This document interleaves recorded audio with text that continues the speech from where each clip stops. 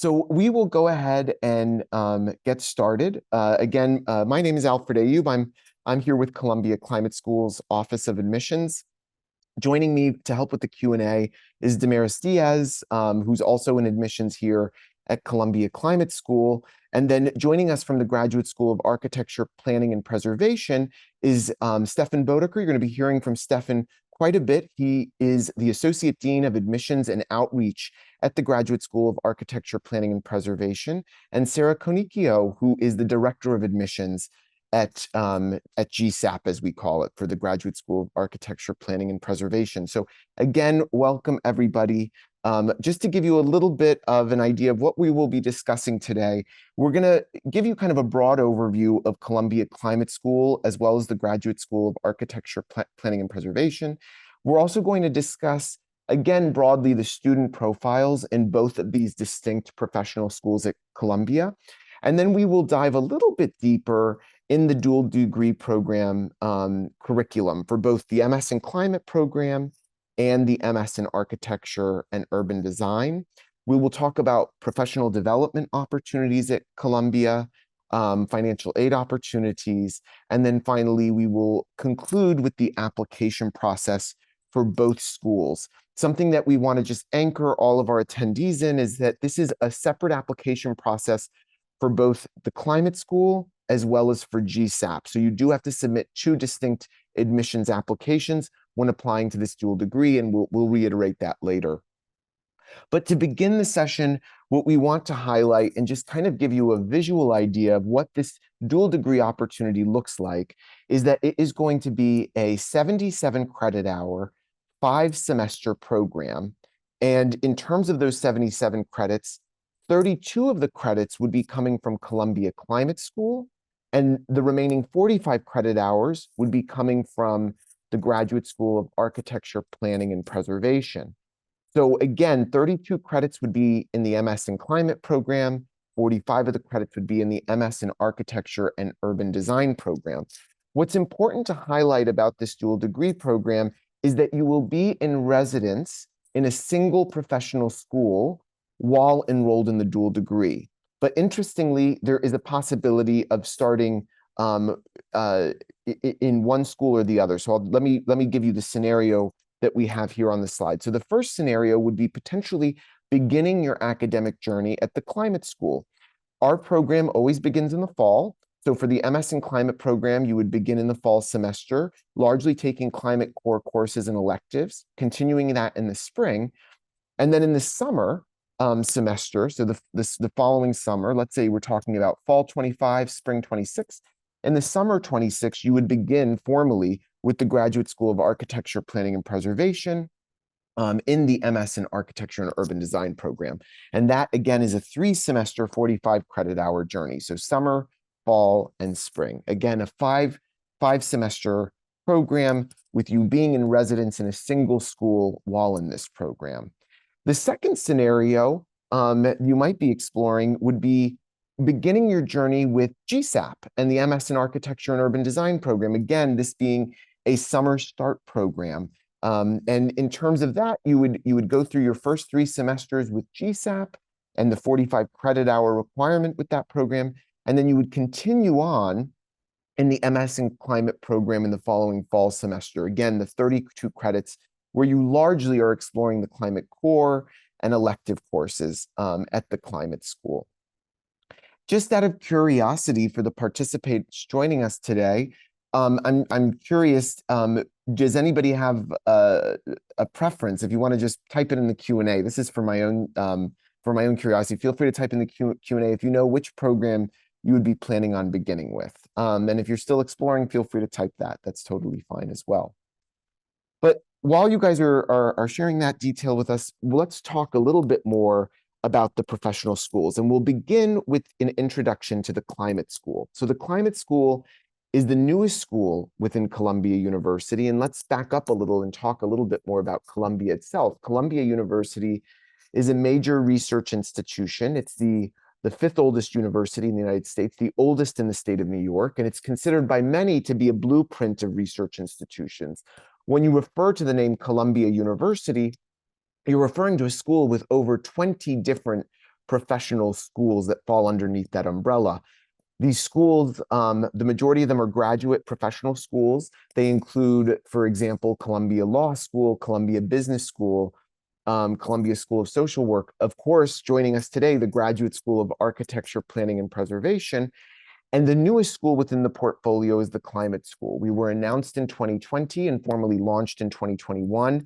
We consider ourselves a truly interdisciplinary school, and our ethos is that the world requires knowledgeable leaders to work with businesses, communities, governments, and civil society to address the climate crisis. Columbia Climate School's graduate degree programs and other learning opportunities provide an interdisciplinary knowledge base for climate leaders with diverse interests and backgrounds.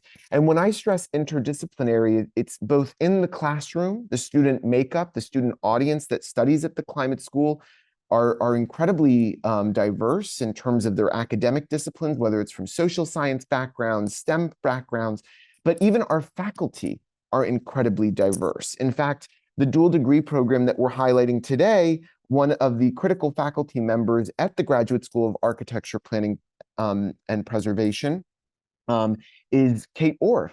And she, interestingly, has a joint appointment with Columbia Climate School. So even our faculty are very interdisciplinary in nature. We have faculty that are attorneys and come to the program with incredible backgrounds in climate justice. And then we have faculty that are atmospheric scientists. So the climate school really is rooted in an interdisciplinary education model, and our partnerships are interdisciplinary. In terms of the student profiles at Columbia Climate School, for our most recent learning community, and I do want to note that the MS in Climate program is brand new. So we are going to be welcoming our first cohort in the fall of 2025. But the current students that study here, about 44% are international. We have 27 countries of citizenship represented. 18 states are represented among domestic students. And we're also extremely proud of the fact that 17% of our students are the first in their family to attend a college or university. We classify those as first-generation college students. And finally, the average age at the climate school graduate learning community is 26 years old. I'm now going to discuss a little bit more about this dual degree program, in particular on the climate school side. And the dual degree is specifically for the brand new newly launched MS in Climate program, which is a STEM designated professional degree that gives graduates from diverse backgrounds an in-depth training in specific areas of climate expertise and prepares them to be climate leaders at community, state, national, and international levels. This program on its own would be, interestingly, a 50 credit hour, 2-year program. What I think is incredible value in this dual degree is the MS in Climate program. By joining the MS in Architecture and Urban Design program, goes from a 50 credit hour program to a 32 credit hour program. So in the same 2-year timeline, you are going to not only get the MS in Climate degree program, but you're also getting the MS in Architecture and Urban Design program, thereby securing 2 degrees, joining 2 very distinct alumni communities, accessing 2 phenomenal career development opportunities. So that's something else just to highlight. While in the climate school, specifically in the MS Climate program, the true kind of spinal cord of this degree is the climate core. It's the idea that regardless of the industry or sector with which you are planning on joining following your graduate journey, that you have this foundation understanding of the climate crisis, both from a scientific lens and from a society lens, a social science lens. So, for example, all students in the MS in Climate program will be exploring dynamics of climate variability and change. This course teaches you the physics behind climate change. I always like to say, if a student or if somebody stops you in the street, for example, and says, "Do you believe in climate change?" and your response is yes, and then they say, "Why do you believe in it?" This is going to be the course that gives you the why, and you'll be able to communicate that why with various audiences, whether it's a policy analyst, a business leader, an architect, for example. You'll be able to communicate that why. We also have the 2 pillars of addressing climate change mitigation and climate change adaptation. Obviously, we have to have both mitigation and adaptation strategies to tackle this issue. And then a new course within the climate core, and we're very excited about this, is climate justice theory, practice, and policy. As we know, many communities are more greatly impacted by climate change than others, negatively impacted. And all climate professionals need to be anchored in understanding climate justice. Finally, the MS in Climate program will have a quantitative methods course requirement, and that course would be, in this case, it's going to be a course utilizing the computer language program R. So you're going to be looking at large climate data sets, and really diving deep into telling a climate data story by using R, making decisions by using it as well. And then we have a variety of climate school electives, as we noted from the top of the screen, or from the top of the presentation, I should say, that you'll have an opportunity in your 2-semester sequence with the climate school to explore electives. And of course, we continue to be adding electives at the climate schools. They include, for example, financing renewable energy, food systems and climate interactions, climate and disaster management, the list goes on. So you definitely can take climate school electives, and if there is room, you could potentially cross-register for additional electives as well. So again, there's quite a bit of opportunity in that action-packed 2-semester sequence. And now I'm going to hand over the presentation to my colleague Stefan, again, our Associate Dean of Admissions and Outreach at the Graduate School of Architecture, Planning, and Preservation, to give you a little bit of overview of GSAPP. Thanks so much, Alfred, and thanks everybody for joining. It's really great to have the opportunity to speak with you, to share with you some information about GSAPP, as we call it, right? The Graduate School of Architecture, Planning, and Preservation, and specifically the Master of Science in Architecture and Urban Design, which is one of 8 master's programs that we offer at the school. It's GSAPP is one of the older schools at the university. It's been around since the 1880s in different forms, but many of the master's programs we offer today were developed in more recent decades. So it's really a school dedicated to the study of the built environment, from real estate development, how things get financed and realized and developed in the urban environment, to historic preservation, to urban planning, urban design, obviously, the design-based programs like the Master of Architecture, and advanced programs like the Master of Science in Advanced Architectural Design. And then also some programs like the critical, curatorial, and conceptual practices in architecture, looking at it more from a history theory perspective, trying to understand the role of the built environment in our society. And a very recent program we just launched a few years ago is the computational design practices. So really approaching the study of the built environment from many different aspects, and in doing so, uh, preparing students to address urgent and pressing issues of our time in contemporary society. So we don't, in a way, teach architecture. We don't teach our students how, what it means to design a building. We invite them to develop their skills in identifying the future of the built environment, and what it means to be an architect, and what it means to design cities and urban spaces and environments. And so we recognize that the world is changing rapidly, and we prepare our students for success in really addressing the needs. Alfred, if you could advance to the next. Speaking about the world's needs, we welcome applicants from really all over the globe. In this past year, we had applicants from over 90 nationalities. Over 50 are currently represented at the school. So it's really an incredibly diverse environment, academically, diverse in terms of cultural backgrounds and experiences, but also diverse in terms of the academic backgrounds that our students come from. And I'm going to speak about that a little bit more on the next slide.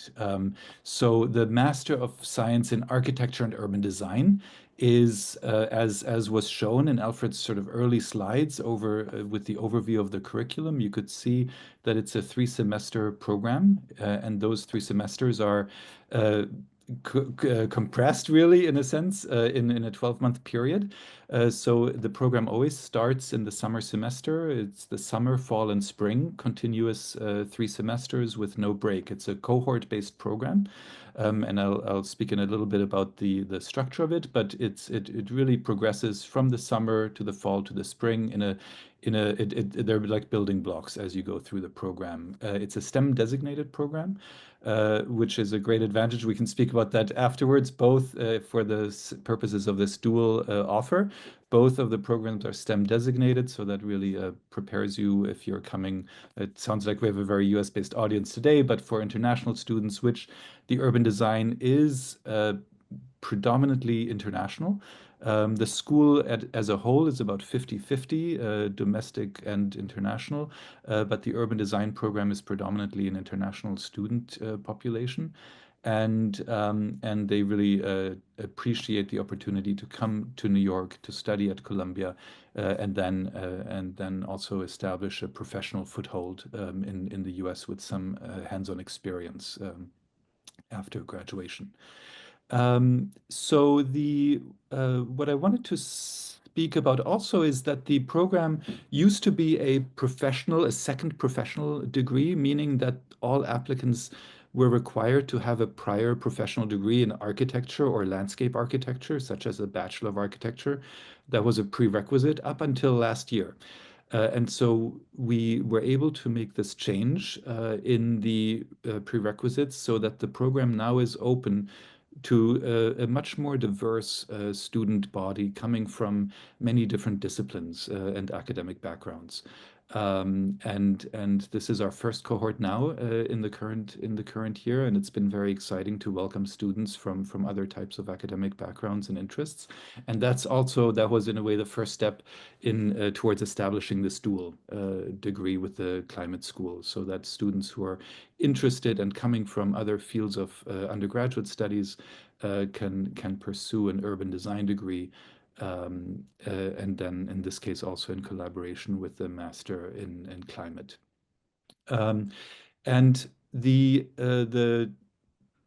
studios are really team-based, which is very exciting from the student perspective, I think, because you are not alone in working on your design projects as you go through the program. And so usually there are teams of 4 or 5, sometimes 6 students working collaboratively.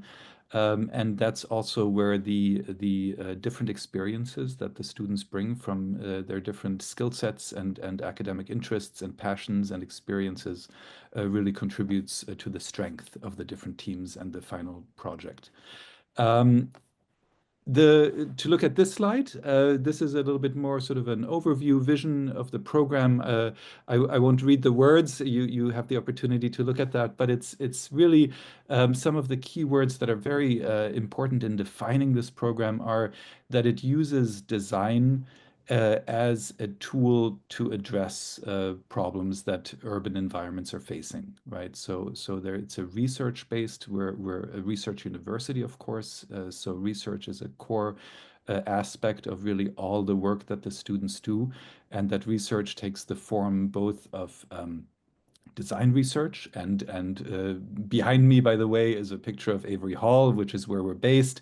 And Avery Library is one of the foremost and internationally most renowned collections of architectural books and archives.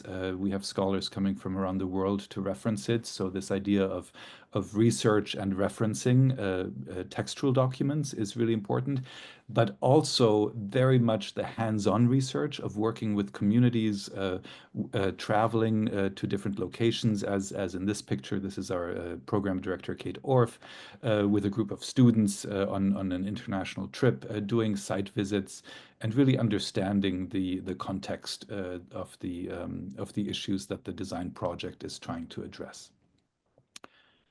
Could advance to the next, Alfred. And so to speak a little bit in more detail about that curriculum that I mentioned, the 3 semesters sequentially, it starts, of course, in the summer. And in a way, the way you could also think about the sequence of the semesters is that in this core design studio, so the design is really the design studio is really the foundation of this academic program. And in addition to the studio, there are elective courses, design seminars, or other electives that students are able to take throughout the 3 semester sequence. The studio sequence, in a way, zooms out. The summer semester is more focused on New York City as a site, where we're located, of course. Columbia University's name is Columbia University in the city of New York. And so the location of being based here in New York City is also fundamental to the student experience.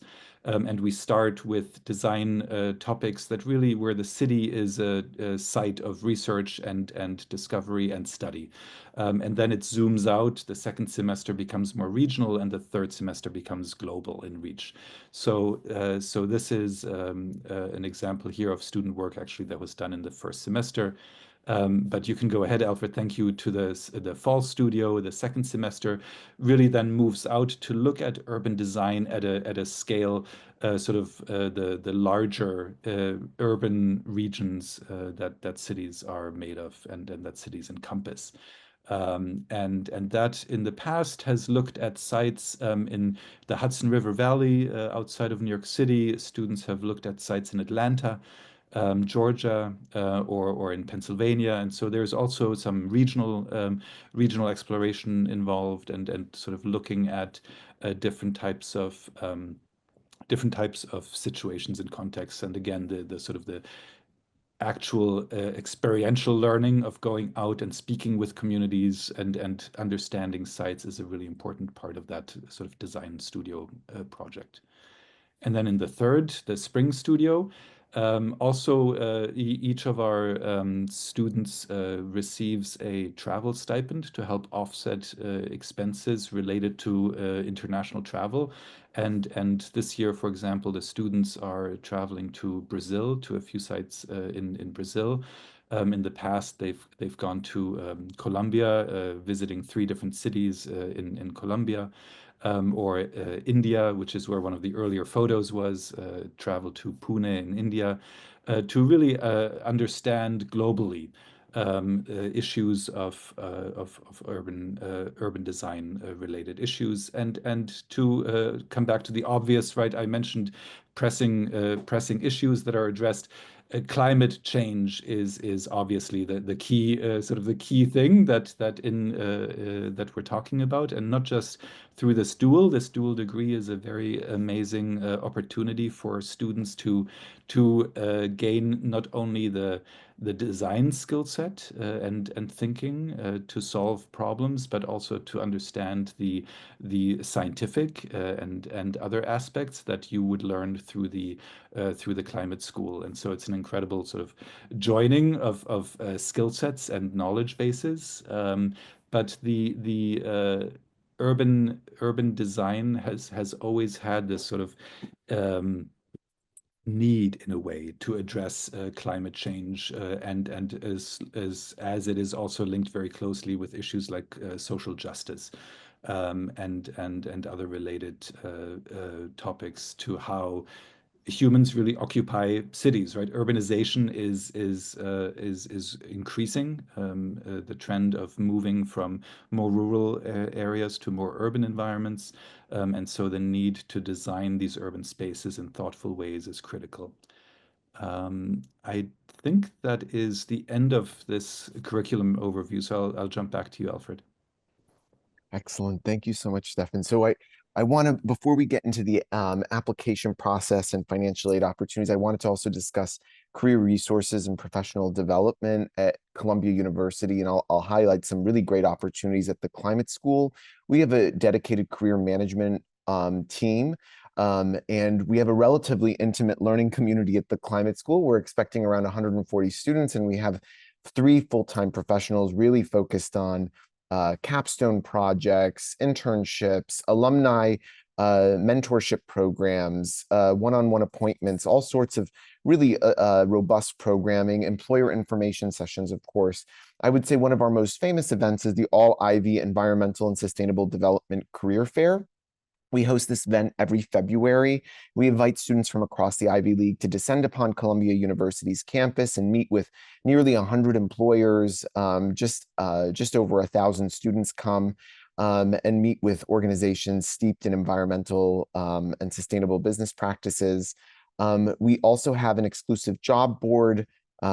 We currently are developing partnering with a new system for specifically job board postings, but another, I mentioned it briefly, is an alumni mentorship program, which is extremely popular among Columbia Climate School students. And you might say to yourself, hold on, Alfred, you just discussed the climate school being a brand new school. You're referencing the MS in climate. How deep of an alumni pool could you possibly have to connect students with? Well, interestingly, Columbia Climate School also has what's called partnership program programming, so to speak. So we have well over, I think now 3,000 alumni across partner programs at Columbia University, ranging from sustainability management to SEPA's MPA in environmental science and policy that participate in this alumni mentorship program. So while you're enrolled in the climate school, if you're interested in connecting with somebody that, for example, comes from a sustainability consulting background or comes from for example, a carbon management background, by all means, we can connect you with a phenomenal alumni mentor. This is also just to give you some ideas of Columbia Climate School's career outcomes for 2022 and 23, bearing in mind that the MS in Climate is a new program. The program that I'm referencing here would be the MA Climate and Society. It's a very interdisciplinary audience, though, and you can see that sizable number of students go into the private sector, public sector, the NGO space, and where they work is incredibly diverse too. So we've had students that have gone on to the World Bank, the city of Seattle, the city of Los Angeles. We've had students go into, private sector sustainability consulting at Boston Consulting Group, even students that go on to climate communications and working for various media firms. In terms of financial aid, this dual degree program, it's very important to note that you're paying tuition for the program with which you're in residence for. So while you're in Columbia Climate School, you will pay Columbia Climate School tuition and you'll receive Columbia Climate School financial aid. And then the same goes while you're enrolled at the Graduate School of Architecture, Planning, and Preservation. I'll just highlight at the Climate School, of course, we have fellowships and scholarships available. We do have a priority deadline coming up. And by coming up, I mean tomorrow, January 15th, 2025 is our priority deadline. I encourage everybody joining today to take advantage of that priority deadline. You'll automatically be considered for merit-based scholarships. We also have, if anybody joining us today is a veteran of the United States military, we have a Yellow Ribbon program. We're a proud member of the Yellow Ribbon program. We also encourage external fellowships. We recently launched a Dean's Graduate Scholarship specific for the MS in Climate program. And actually, if my colleague Damaris Diaz, if you could type in the chat box the tuition and financial aid, sometimes it's helpful for students to see that at the climate school. They can kind of get a sense of what tuition looks like. And then, of course, many of our students utilize financial aid through federal and private loans, and a number of our international students have also been able to access private loans through different organizations like Empower or Prodigy Finance, which have lent to international students and don't require a US cosigner. So that's something else to note. And now I will transition back over to Stefan to talk about GSAPP's. Excellent, thank you. And I don't have a separate slide for the financial aid, but I just wanted to tag on here that the process sounds very similar at GSAPP also. So every applicant, by virtue of applying, by submitting your application, you're being considered for merit-based scholarships. So we offer financial aid through GSAPP. So all applications are reviewed for scholarships at the time of admission. Then we have additional resources. Once students are enrolled at the school, there are additional scholarships that students also can apply for that are both need-based and merit-based. And that information you can find on our website under scholarships. I'll also echo what Alfred was just saying. The deadline for our program is tomorrow night. So when when it's 11:59 p.m. Eastern Time tomorrow on Wednesday, January 15th, is the application deadline for the GSAPP application for the urban design program. We don't have a priority deadline. This is the only deadline. I know this session comes late in sort of in the cycle. We're very happy to offer this opportunity to speak with you about the programs and the application requirements, understanding that there isn't really a whole lot of time to get ready for tomorrow. But I will go over this fairly quickly, just in the interest of time, so that we can also get to some questions at the end. But all of these requirements are published on the GSAPP website, and you would find that on under the application requirements and application process page on the website. But the personal statement is a 500-word statement, so it's fairly short, and you have to sort of practice restraint in a way in telling your story and introducing yourselves. The thing to bear in mind in preparing your application is, and again, just to maybe overemphasize this, the dual degree program, you're applying to two programs, right? So you're submitting an application to the climate school and you're submitting an application to the Graduate School of Architecture, Planning and Preservation. And in order to do the dual, you need to be separately admitted to each program, right? So the review processes for the two degrees are separate. So the climate school manages their applicant pool, GSAPP manages its applicant pool. And if admitted to both programs, you then have the option to enroll in the dual, to do the dual. If you're by chance rejected from one or the other, you can still pursue the one you're admitted to, right? So if you're rejected by climate but admitted by GSAPP, you can still enroll in the urban design program and vice versa. Um, and the other thing I wanted to mention in that context is there was a question, and we can speak about this a little bit later, but one of the questions was, is there a benefit to doing it one way or the other in terms of the sequencing? No, it's really, from our perspective, it's totally open. That's why we structured it that way. It's maybe a factor to bear in mind really is, I don't think curriculum-wise there is an advantage to do it one way or the other. The thing you want to maybe just bear in mind is the summer semester and how the summer semester plays in your sort of in your academic or personal life, right? So because the urban design program will start in the summer, if you do this first, you start fairly quickly, right? And then after the first year, you have a summer off in a way, right? So you would have the break between the two parts of the program before you then start the fall semester at the climate school. If you take that summer now, right, you have more time to enter Columbia. You would do the fall and spring at the climate school, but then immediately continue, right? 2 weeks later, you would continue in the summer at GSAPP. So essentially, you would be doing 5 semesters of study in sequence. So those are just things to point out and to bear in mind. But it's really a very individual choice of how you want to structure your studies.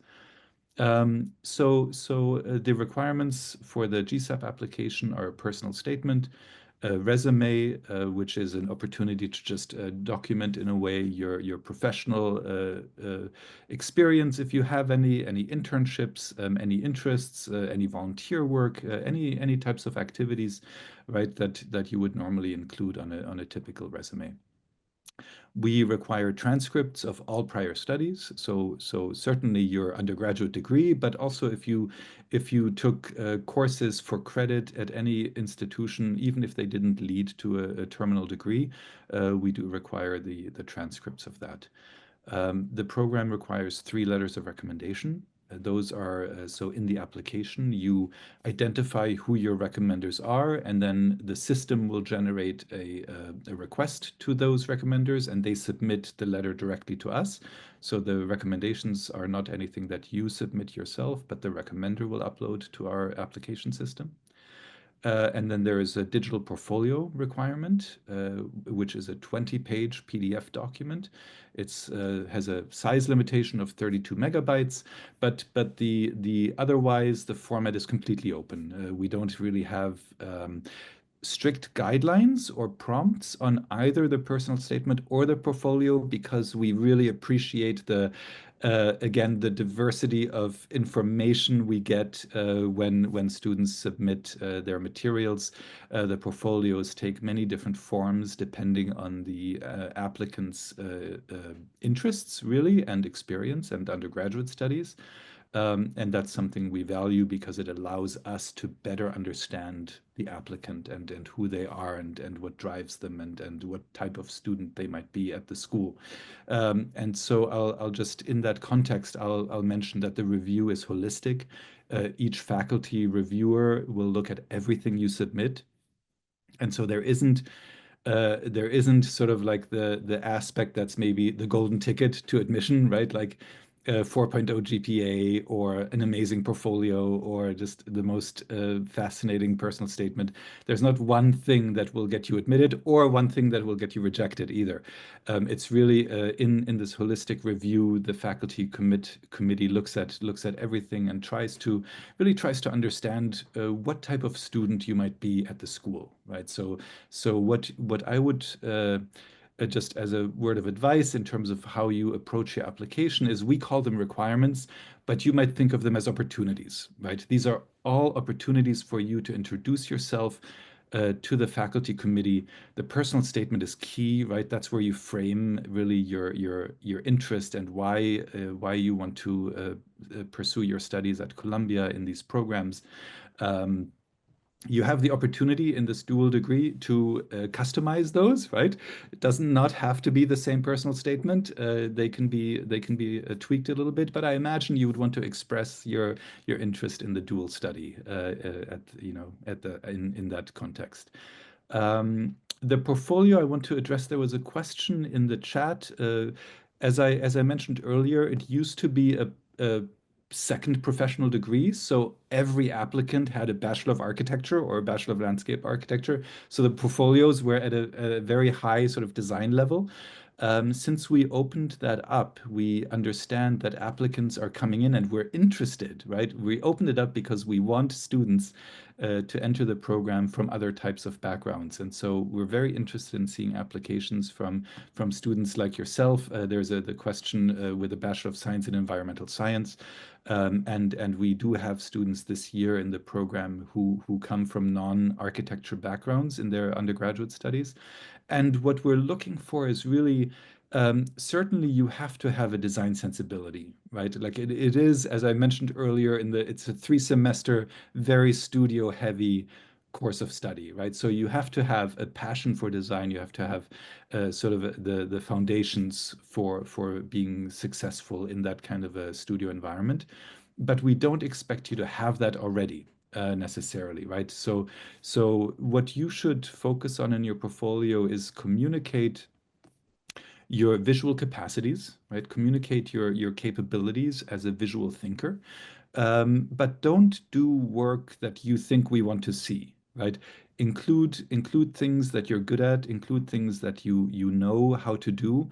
When we talk about visual representation, that can take many forms, right? Like there are data visualizations, right? There are different ways of communicating visually, and there are many types of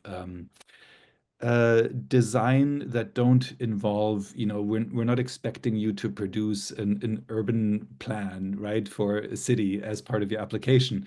We would expect that you have that skill set when you graduate, right, but not when you enter. So I would say I'm very happy to also answer questions more individually about this if anyone on the call would like to discuss their particular case afterwards. But focus on your strengths and develop a portfolio based on the material that you have and that you feel really strongly about, and don't try to now make a project in a week, or in this case in 2 days, that you think is something we're looking for, if that's not something you've already somehow done in your studies or in your elective coursework, etc.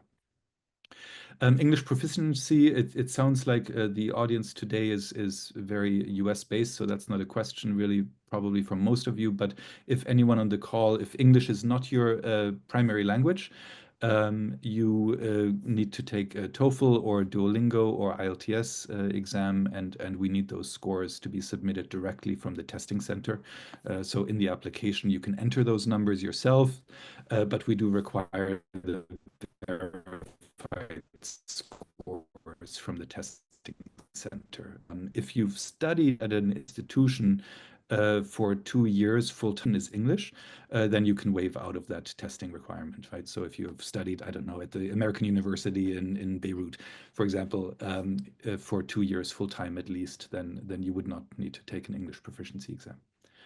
And with that, I think, Alfred, I've eaten up a lot of time. I'm sorry if I'm going too long. This is The great. next slide is just our contact information.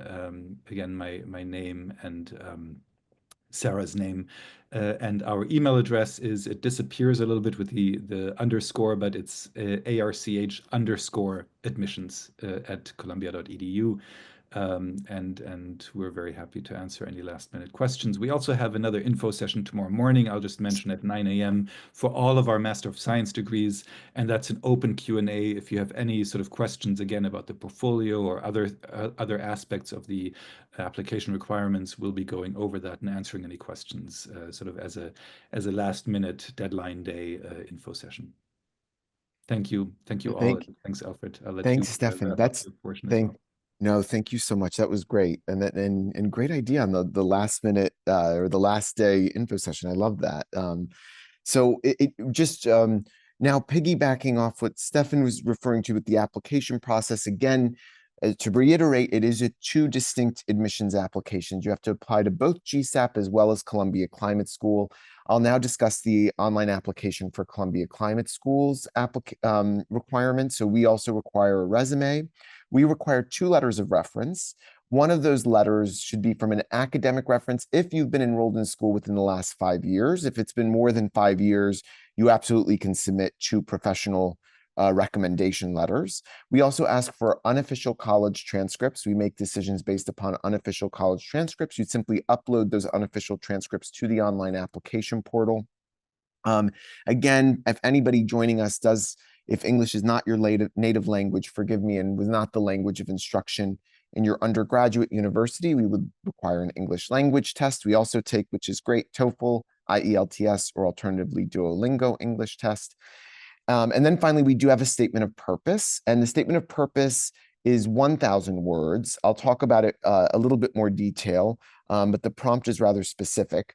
In terms of the application deadlines, the priority deadline is January 15th, which is great. We're in alignment with GSAPP on the deadline in regards to priority. So by the benefit of submitting your application in January 15th, decisions will be released in March, and certainly recommended if you're interested in merit scholarships. And then the final deadline is going to be March 1st, 2025. So let's say you couldn't get the application in by January 15th. You absolutely still have until March 1st, 2025 to submit a complete admissions application.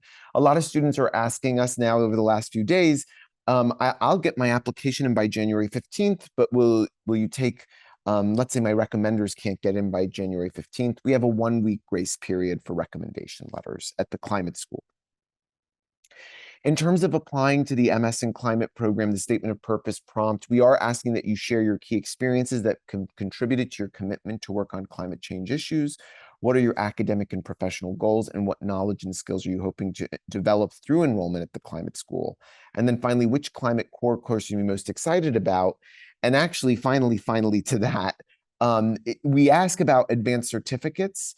The candidates that are applying to the dual degree, because of the nature of the program, as Stefan noted, it's possible you'll get accepted to one program, but not to the other, and you just as well can matriculate to the one program. Because of that nature, when you're applying to the MS in Climate program, you'll apply to the program, you'll indicate the advanced certificate, the possible advanced certificate you're interested in. So it could be food systems or disaster management or climate systems and analytics. And then you'll also indicate if you're interested in a dual degree, which of course would be with GSAPP. If that is the case, if you are interested in a dual degree with GSAPP, I would simply also highlight that interest in the statement of purpose as well, just making sure that the admissions committee understands this interest in architecture and urban design. And again, just another little bit of nuance is the non-negotiable to Columbia Climate School is the climate core. We're a very interdisciplinary school, but the climate core is critical. The idea of taking these courses that are going to give you this strong foundation knowledge of climate change through mitigation, adaptation, dynamics, climate justice. So reflecting on which climate core course you're most excited to complete will be helpful for the admissions committee. Just as Stefan noted, there is a holistic admissions review process. This is not a formula. It's not X GPA times Y test score equals up or down decision. This is very much a holistic review process. And our admissions committee is going to be deeply interested in getting to know you not only through your statement of purpose, but also your resume, your recommendation letters, your overall arching motivations and what you're going to add to the learning community here at the Climate School. So that concludes our presentation from the formal standpoint. Feel free to reach out to us at admissions@climate.columbia.edu. And more details about the MS in Climate can, of course, be seen on our website.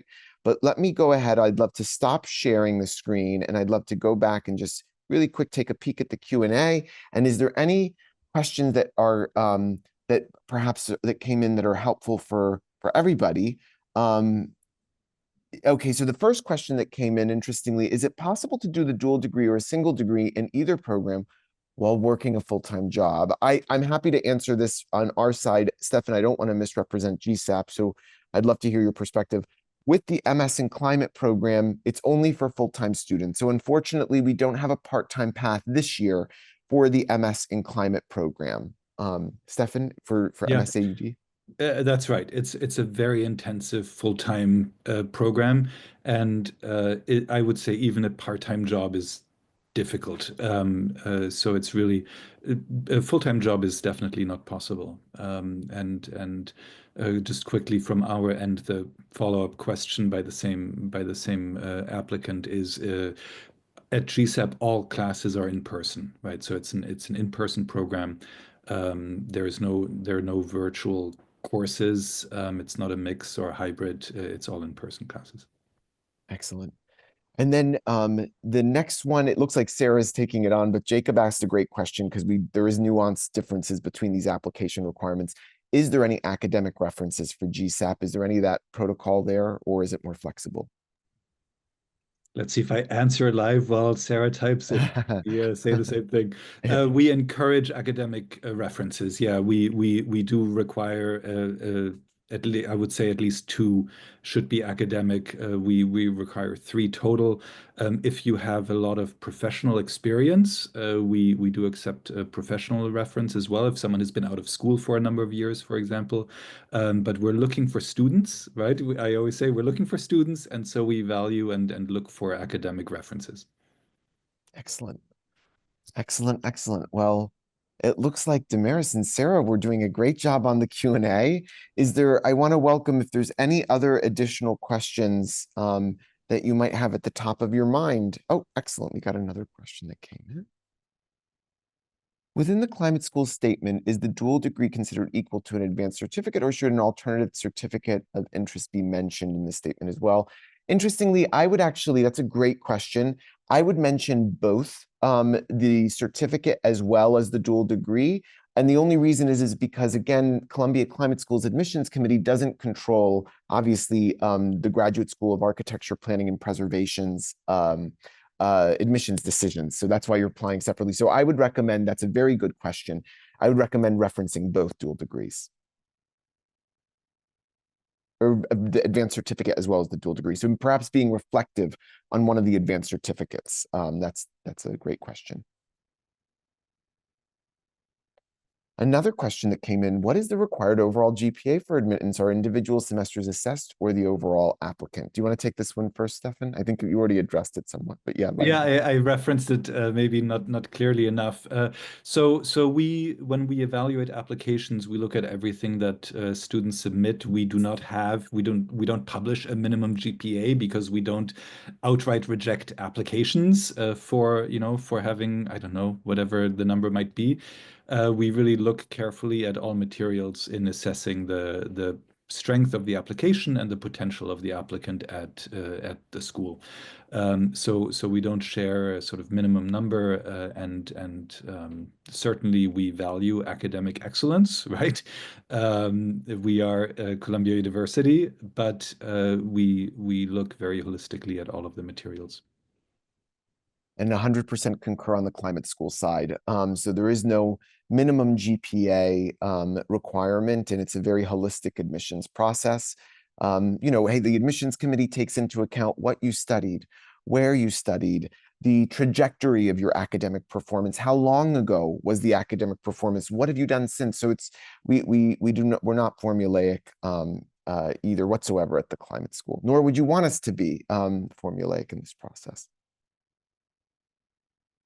All excellent questions.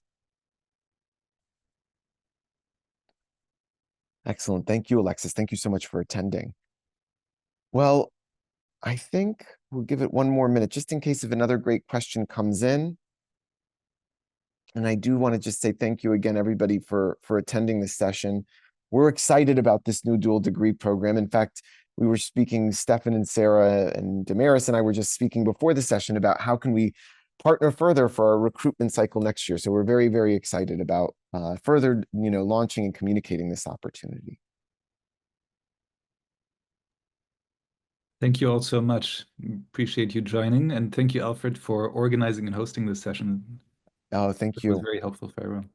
Well, thank you again to everybody in attendance. Thank you, Stefan. Thank you, Sarah, for your time. And I learned something new about the MS Architecture and Urban Design, which is great. I really appreciated this as well. So thank you, everybody, for joining. And please feel free to reach out to us if you do have any additional questions. And for those of you that are working on your admissions applications, best of luck. And again, we are a resource. The conversation continues. Please reach out. Thank you.